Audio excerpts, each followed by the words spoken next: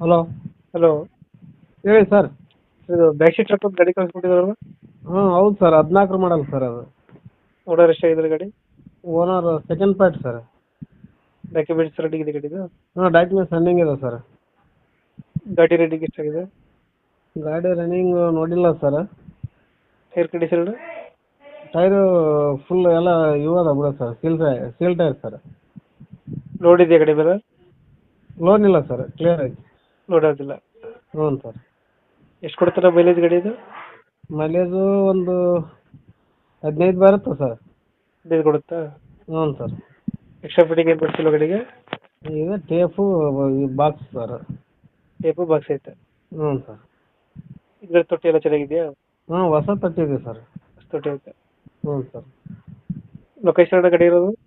ಮಸ್ಕಿ ಹತ್ರ ಗುಡಿಯಾಳ ಅಂತ ಹೇಳಿ ಸರ್. ಹೊಸಕಿ ಹತ್ರ? ಗುಡಿಯಾಳು.